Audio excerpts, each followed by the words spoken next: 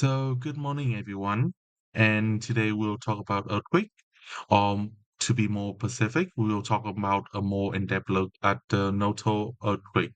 My name is Phạm Ngọc Minh. I will be your presentator, and I will be the only presentator of this whole presentation. So first, we will talk about some introduction about the Noto earthquake.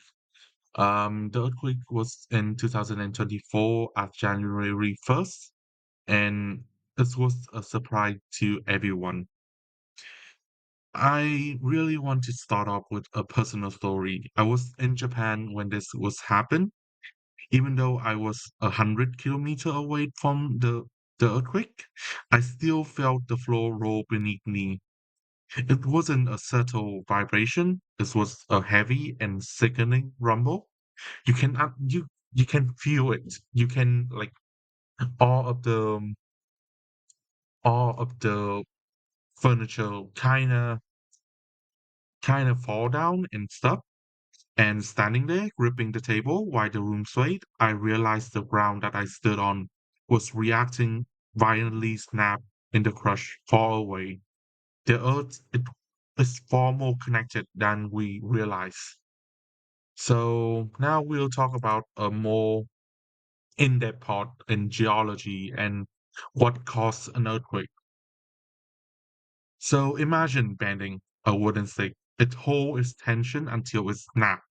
Deep underground, the tectonic plate act the same way. Friction hold them together while stress build up for centuries. On New Year Day, the rock finally broke and released a massive energy in an instant. It was very scary and it was a tragedy for a lot of Japanese people.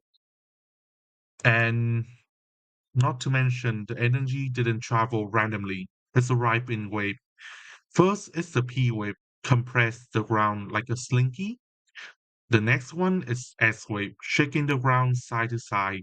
But what caused the real destruction in Noto was the surface wave.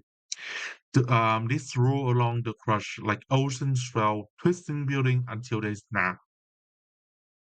And then we'll talk about the reality of shaking or magnitude versus intensity.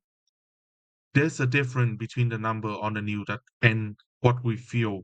The quake was magnitude 7.6, a measure total energy, but why I was rolling on the floor, the intensity in Suzu City was 7 in Japanese scale, the maximum level.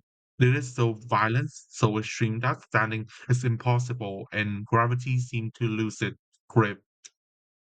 And then we'll talk about the next part of the earthquake, which is the cascading hazard in Noto. The geological turned hostile. The force was so great that it lifted the coastline 4 meters, drying out the harbor inland. The shaking caused faction. As you can see in the diagram that I have provided, um, the intense shaking turned water saturated soil into liquid soup, swallowing the foundation whole. To make the matter worse, a tsunami struck within minutes, leaving zero time to escape. So that means there's literally no time to evacuate all the citizens that live in Noto City, or no, to live in Suzu City and Noto Peninsula. This was a very big tragedy, and next we'll talk about the tragedy itself, the human toll. The human cost was devastating. Over 240 people died. 82% of them were crushed when their tradition wooden house collapsed. But the natural was accrued to because it was winter, so 40% of the victims survived the collapse but died of hypothermia because help couldn't reach them in time. Literally, there is no time to evacuate and to help them. So you can understand it's such a tragedy to the Japanese government. In conclusion, even though it was a tragedy, we can still learn from it. The Noto earthquake and the rumble I felt mile away taught me that the distance doesn't always equal safety. We live on the restless planet, but by respecting geology and applied rigorous engineering, we can turn a catastrophe into a survivable event. Thank you. And really thank you for listening, even though this is not really my best presentation. I still am very, very honored that you are able to listen. I also this the source of my presentation, and am I and I very thankful for my professor who is Nguyen Quang Tuấn, who teach me about earthquake in a more in-depth way.